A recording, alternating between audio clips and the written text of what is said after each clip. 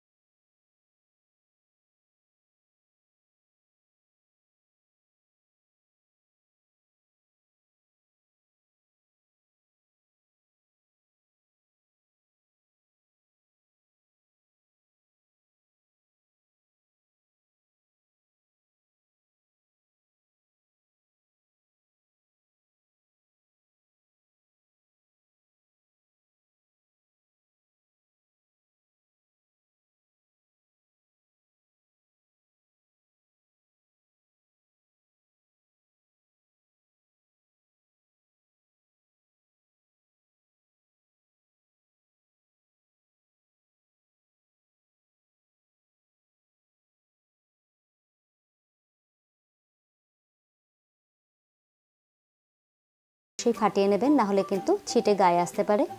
দিয়ে দিচ্ছি গোটা গরম মশলা, এলাচগুলো আমি একটু ফাটিয়ে নিয়েছিলাম। সামান্য একটু চিনি দিলাম যাতে কালারটা ভালো হয়। তেজপাতা দিয়ে দিচ্ছি। এবার একটু ভেজে নেব। ফোড়নের মিষ্টি গন্ধটা বেরোলে তারপরেই কিন্তু এই মশলার পেস্টটা এতে আমি ঢেলে দিচ্ছি। ভালো করে মিশিয়ে নেব। গ্যাসের ফ্লেমটা মিডিয়ামে রয়েছে। মশলা ভাজার সময় কখনোই কিন্তু আঁচ হাই ফ্লেমে দেবেন না।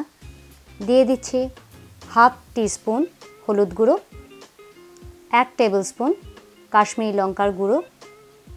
আবারও ভালো করে মিশিয়ে নিচ্ছি। মশলার বাটি ধোয়া জলটাই আমি মশলা কষানোর ক্ষেত্রে ব্যবহার করছি।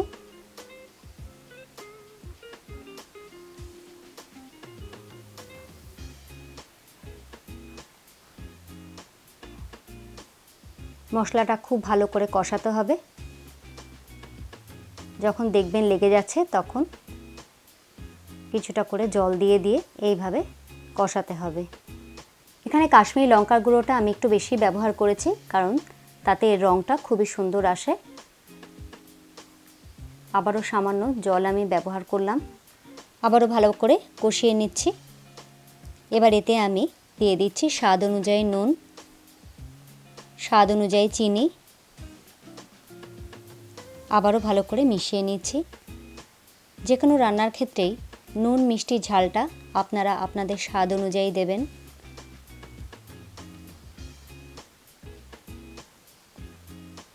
মশলা যত ভালো করে কষানো হবে এর টেস্ট আরও ভালো হবে।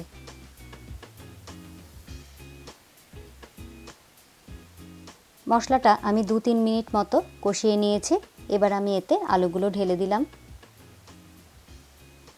ভালো করে আলুগুলো মশলার সাথে মিশিয়ে নিতে হবে।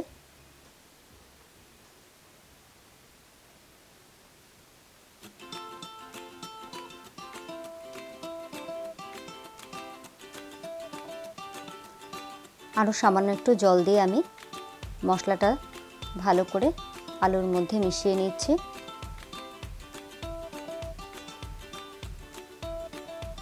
এইভাবে আরও 1.5 মিনিট আলুর সাথে মশলা আমি কষিয়ে নেব, এইভাবে অল্প অল্প করে জল দিয়ে। তাহলে আলুর ভেতরে মশলা নুন খুব ভালোভাবে ঢুকবে।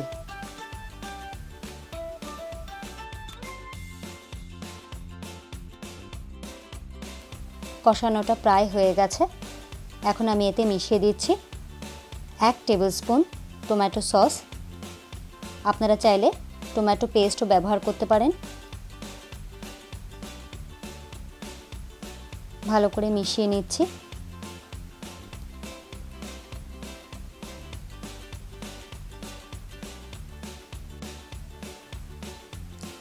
আরও একটু আমি জল ব্যবহার করলাম, ভালো করে মিশিয়ে নিচ্ছি।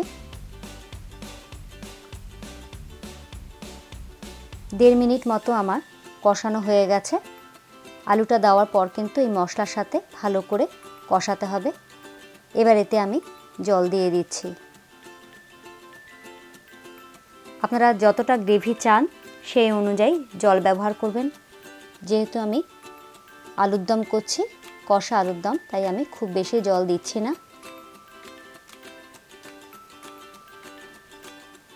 আলুগুলো যাতে একটু ডুবে থাকে সেই অনুযায়ী জল দিলেই হবে। খুব বেশি কম জল দিলেও হবে না, কারণ তাতে কিন্তু যখনই ঠান্ডা হয়ে যাবে আলুর দম একদম শুকনো হয়ে যাবে, জলটা টেনে যাবে। তাই এই রকম আন্দাজেই দিতে হবে। 2 মিনিট আমি ঢাকা দিয়ে রেখেছিলাম। এবার উপর থেকে আমি গরম মশলা ছড়িয়ে দিচ্ছি। দিয়ে ঢাকা দিয়ে আবারও আমি গ্যাস অফ করে স্ট্যান্ডিং টাইমে রাখলাম। তৈরি হয়ে গেছে আমার আলুর দম। দেখুন আলুর দমটা কিন্তু একদম গামাখা হয়েছে। আপনারা যদি এই রকম পছন্দ করেন তাহলে এই অনুপাতেই জলটা দেবেন, আর যদি আরেকটু গ্রেভি পছন্দ করেন তাহলে আরেকটু বেশি জল দেবেন। আলুটা যখন প্রথম সেদ্ধ করা হবে পুরোপুরি কিন্তু নরম করে ফেলবেন না, 90% মতো সেদ্ধ করবেন, বাকি 10% কষাতে কষাতে ভাজার সময় সেদ্ধ হয়ে যাবে। তাতে কিন্তু এই রান্নার টেস্ট আরও বেশি ভালো হবে। রুটি, পরোটা, লুচি, কচুরির সাথে এই আলুর দম কিন্তু ভীষণই ভালো লাগে খেতে। আশা করি বন্ধুরা আপনাদের এই রান্নাটি ভালো লেগেছে, আর ভালো লেগে থাকলে অবশ্যই বাড়িতে ট্রাই করে দেখবেন, আর অবশ্যই একটা লাইকের মাধ্যমে আমার পাশে থাকবেন। আমার নতুন বন্ধুরা অবশ্যই আমার চ্যানেলটি সাবস্ক্রাইব করবেন, যাতে যখনই আমি নতুন কোনো ভিডিও আপলোড করব সেটা যাতে আপনাদের কাছে পৌঁছে যায়। আজ তাহলে আসি বন্ধুরা, সবাই ভালো থাকবেন, সুস্থ থাকবেন।